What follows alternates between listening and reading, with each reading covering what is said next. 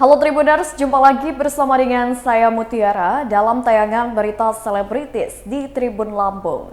Kami akan menyajikan informasi menarik dan terupdate seputar selebritis tanah air untuk Anda. Dan inilah berita selebritis selengkapnya. Berita pertama datang dari pedangdut tanah air. Sakit hati, Dewi Persik laporkan haters ke polisi.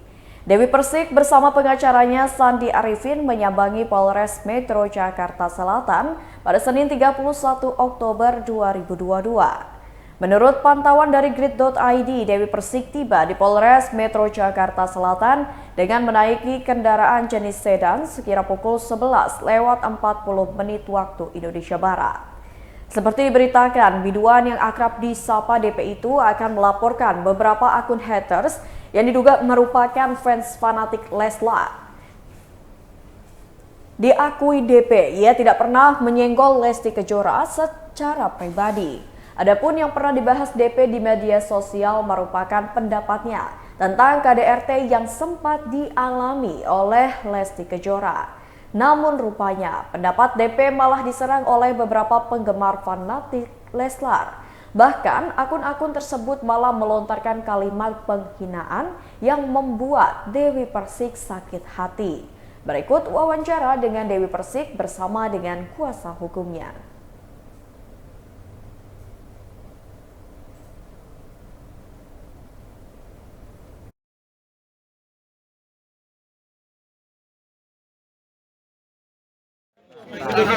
Gimana Bang?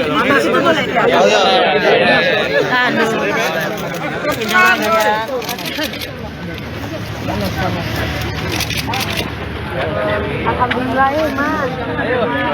Halo Mas. Mana sih? Iya Babe, gimana Babe? Sehat Be? Gimana? Langsung masuk nih kalau nggak kita nih. Sini aja yuk. Nah, udah ada mulai. Aduh. Santai. Dorong kemana-mana. Dipitra ini Pak. Ya, oke. Yuk. DP. Dalam. Yuk. Udah ya, santai ya. Iya, DP. Cerita nih kedatangannya nih. Kedatangannya pasti teman-teman sudah tahu maksud dan tujuannya apa. Jadi sekarang kebetulan saya bersama lawyer saya sama kakak saya yaitu Bang Sandi dan juga tim, kita ingin diskusi aja. Ada Mas Kus, Mas Kris, Mas Kris dari kemana sama Mas Kus oleh Bang Sandi sama Mas Kris, kita mau bersilaturahmi sama beliaunya kan sama Kapolres Jakarta Selatan karena memang kebetulan kan saya tinggalnya di Jakarta Selatan, jadi ya seperti apa dan bagaimana solusi yang terbaik. Tapi benar ada tindakan laporan hari ini? Arahnya ke sana. Bila mana nanti ditemukan ada unsur hukum pidananya, konstruksi hukumnya sudah jelas, hari ini kita akan melapor ya mana? Insya Allah hari ini akan melapor. Selama ini kan aku selalu diam aja. Paling aku cuma ya udah gitu. Sama Bang Sandi kan selalu ya tabayun Mbak Neng, gini sabar, gini-gini. Nah seperti ini Bang Sandi juga agak gergetan juga ngelihatnya. Terus kata Bang Sandi terserah balik lagi ke Mbak Neng. Kalau aku sih ngelihatnya sih ikut merasakan sedih ya sebagai kakak, sebagai ya ini juga buat marwah keluarga besar aku, buat almarhum papaku, buat mami aku yang tinggal di desa, di kampung. Aku cuman seneng aja punya orang tua yang kayak mami aku. Orangnya nggak suka main sosmed, orangnya sukanya joget, ngedance, sama ngaji. Udah itu doang. Tapi nggak pernah yang ngomong. Saya tuh nggak pernah ngomongin Lesti loh Mas. Saya tuh berbicara tentang KDRT-nya. Itu doang, awalnya tuh itu. Gitu. Kemudian banyak saya tuh diserang sama akun-akun lalor tuh banyak banget. Yang nyerang-nyerang aku begini begitu sampai bilang kamu tuh sih nggak kayak Lesti. Kalau Lesti tuh punya anak. Sekali lagi saya nggak ada masalah sama Lesti. Saya cuma tersinggung atas omongan-omongan dari para laler-laler itu. Kamu tuh kan mandul nggak punya anak. Jadi beda pemikirannya dengan Lesti. Saya jawab, loh kok masalah anak? Kalau misalkan anak dijadikan dieksplor hanya demi anak itu nggak boleh. karena kasihan psikis anak. Akhirnya saya begitu ceritanya di Instagram itu gitu. Oke. Ada berapa orang yang bikin Mami yang melaporin? Ada lebih dari 3 akun sampai kurang lebih 5. Ada beberapa. Nanti kita lihat ya yang mana yang sudah Oke. Ayo. Masih. Ya, Di kanan, Mek.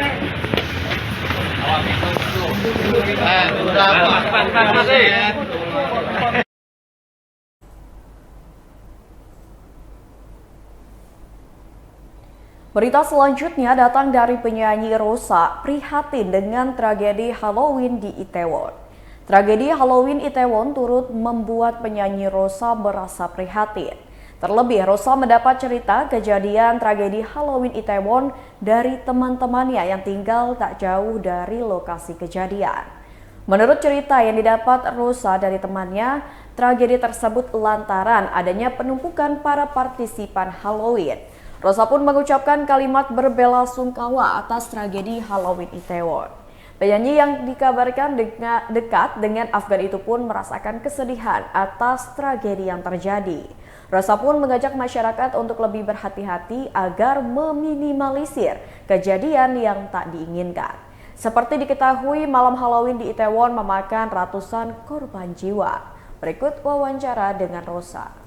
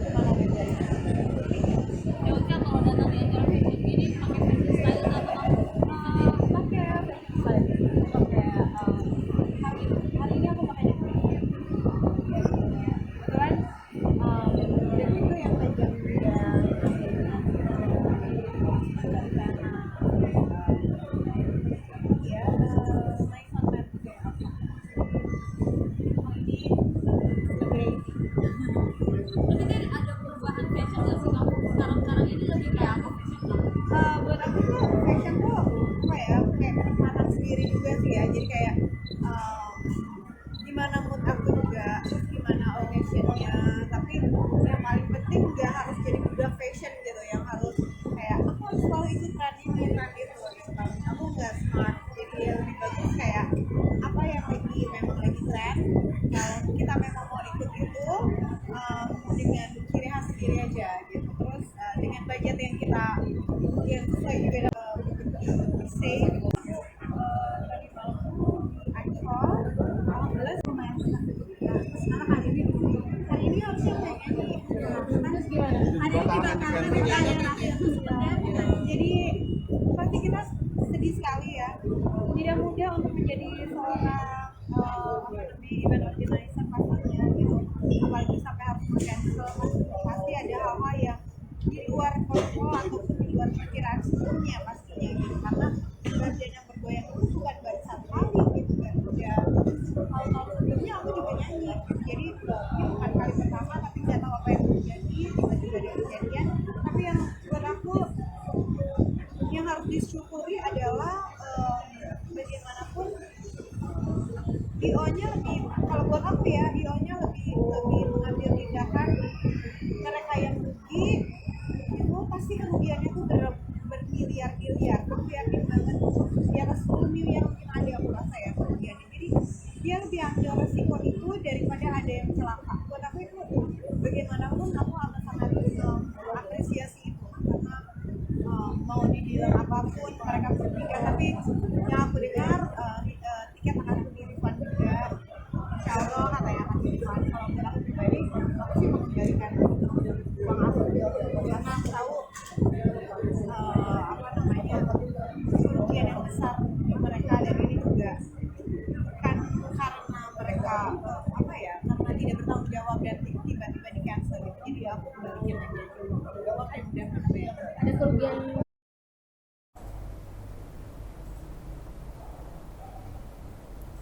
Berita selanjutnya datang dari komedian Indro Warkop keluar dari zona nyamannya. Aktor senior Indro Warkop berhasil memainkan perannya di dalam film bertajuk Yang Patah Tumbuh Yang Hilang Kembali. Dalam film tersebut, Indro berperan sebagai orang tua yang memiliki satu orang putri dan divonis mengalami gejala demensia. Otomatis di film tersebut, Indro terlihat tidak memiliki pernah seperti biasanya yang tidak luput dari dunia komedi yang menjadi zona nyamannya. Indro menjelaskan kalau dirinya sudah memiliki 5 buah film yang ternyata juga membuat dirinya harus keluar dari zona nyamannya di dunia komedi.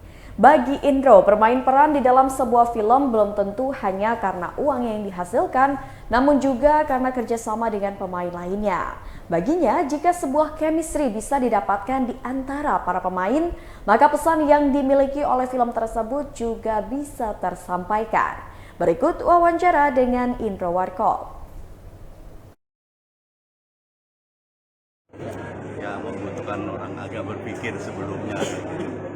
Alhamdulillah di sisa umur ini gitu saya masih bisa diberikan kesempatan untuk bisa berkarya. Yang buat saya itu sebuah anugerah yang besar banget dari Tuhan kepada saya. Terima kasih semuanya. Kalau Seperti apa di sini untuk Saya kebetulan punya mertua demensia.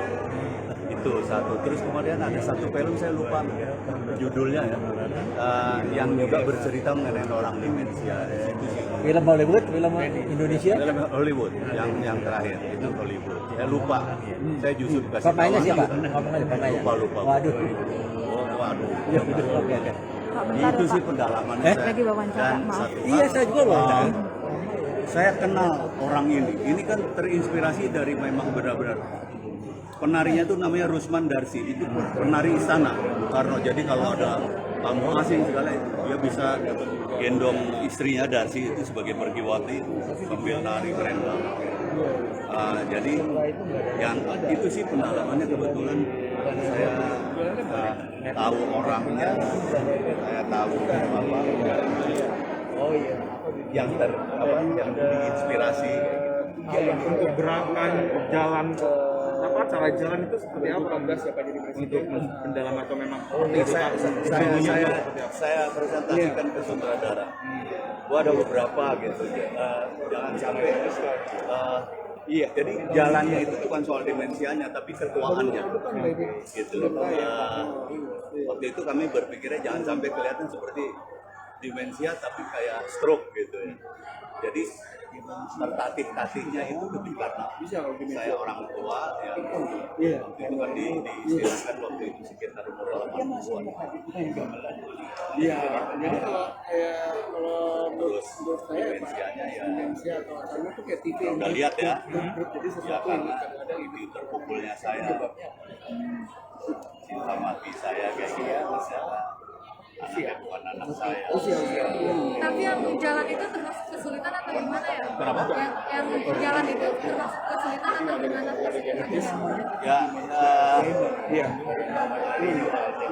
Apa yang ada di benak saya bahwa saya udah tua, tertatih-tatih gitu aja. Di jalannya karena saya gemuk juga, jadi jalannya saya agak mangkang gitu. Jadi menurut saya itu sebuah karakter yang saya buat sih sebagai saya, dan sebelumnya saya konsultasiin sama sutradara memikirkan. Om Indro, berarti itu pas adegan itu emang Om menaikkan berat badan atau bagaimana? Enggak, kebetulan berat badannya emang segitu. Tapi Om Indro tadi bilang ada beberapa cara jalannya yang dipresentasikan sebelumnya. Iya. Itu risetnya kemana aja Om Indro? Kenapa? Risetnya kemana aja mungkin lihat.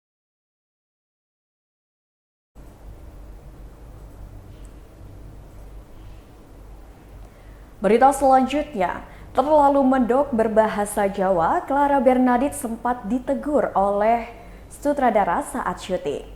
Artis Clara Bernadette kembali bermain di salah satu film Indonesia yang berjudul Yang Patah Tumbuh Yang Hilang Kembali. Di dalam film tersebut, Clara berperan sebagai gadis kelahiran Solo, Jawa Tengah yang memiliki dialek mendok khas orang Jawa. Ketika proses syuting, Clara mengatakan kalau dirinya sempat ditegur oleh sang sutradara karena dianggap terlalu medok ketika berbicara. Meski begitu, Clara mengaku bahwa terlalu medoknya ia ketika bermain di dalam film dikarenakan dirinya memiliki darah keturunan Jawa, tepatnya di Yogyakarta, Jawa Tengah. Walau sudah terbiasa dengan berbicara menggunakan bahasa Jawa, Clara Bernadette tetap belajar dengan kedua orang tuanya untuk melatih cara berbicaranya. Hal ini semakin dipertajam oleh Clara ketika workshop dan juga pembacaan skrip bersama dengan pemain lainnya. Berikut wawancara dengan Clara Bernadette.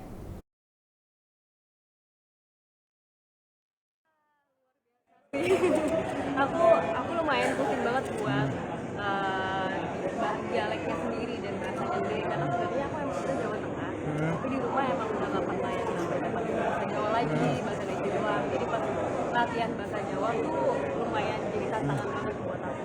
Adu acting se-close itu dengan Indro Warkop seperti apa? Kenapa? Sedekat itu dengan Indro Warkop, adu acting seperti apa? Ada kegugupan kah atau gimana? Oh, deg-degan banget karena ini pertama kali aku sama Om Indro.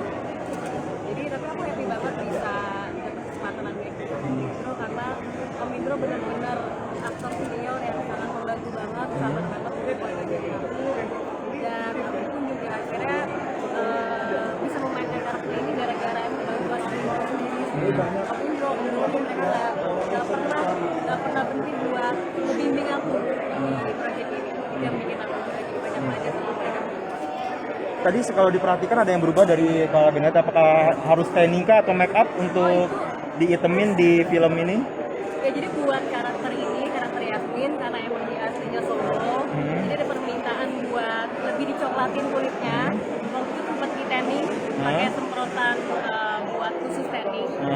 Tapi pas berjalannya syuting, akhirnya harus ditambahin lagi pakai foundation. Jadi kayak aku habis semprot tanning plus foundation satu badan buat warna coklat hitam.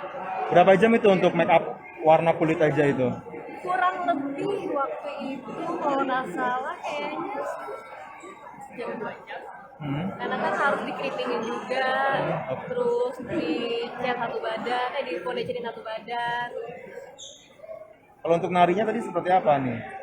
Untuk Tariannya, belajar tariannya? sebenarnya untungnya aku punya basic tari tradisional. Jadi agak lumayan mudah buat aku menghafalkan tari tradisional. Walaupun tarian Gambiong ini baru pertama kali aku pelajarin di proyek ini buat film ini. Tapi aku lebih malah menemukan kesulitannya sendiri di dialek dan bahasa Solonya sendiri sih dibandingin tariannya.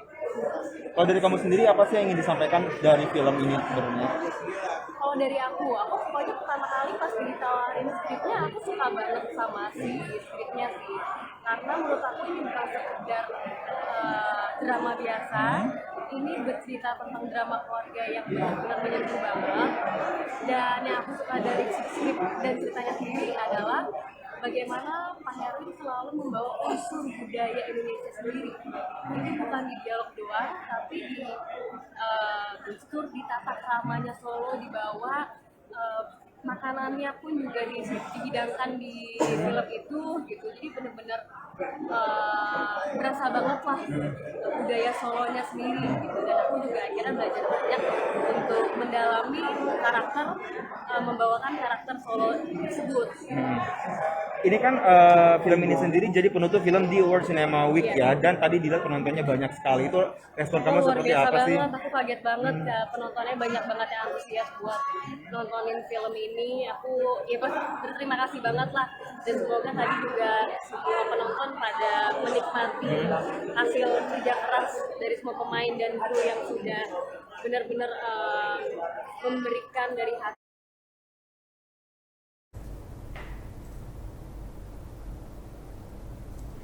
Berita selanjutnya datang dari Kakak Slank akan lakukan kolaborasi unik bersama pedangdut.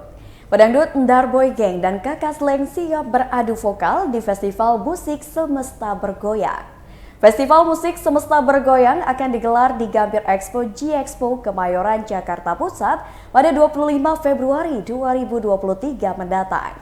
Tidak hanya Darboy dan Kakak Slank, festival musik tersebut juga dimeriahkan oleh Happy Asmara, Joni Iskandar hingga Orkes PSK, SK86, Tiga Pemuda Berbahaya, dan Pemuda Harapan Bangsa.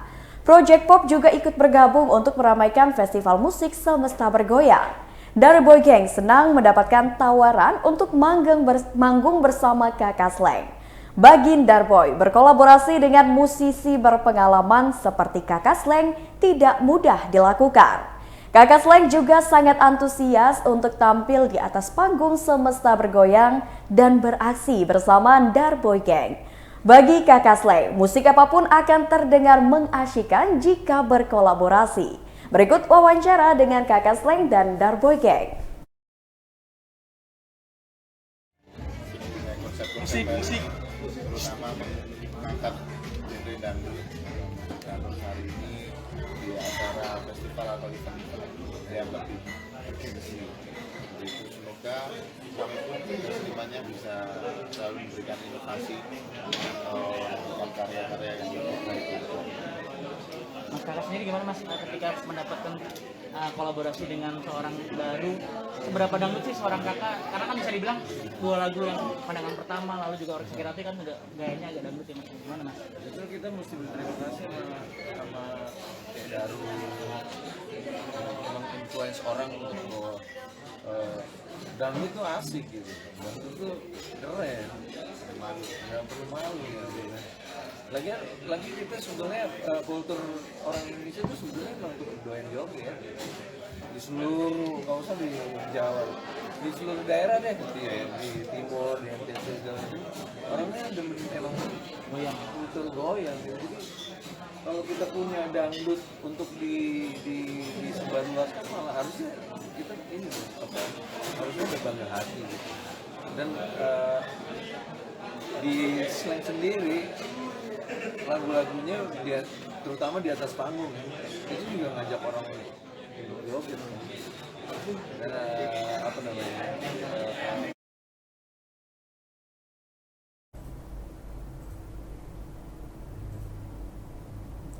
Baiklah Tribuners, itulah berita selebritis bersama dengan saya Mutiara. Jangan lupa untuk terus saksikan YouTube Tribun Lampung News Video, Facebook Tribun Lampung, Instagram @Tribun Lampung, dan TikTok @Tribun Lampung untuk informasi terupdate lainnya. Selamat sore dan sampai jumpa.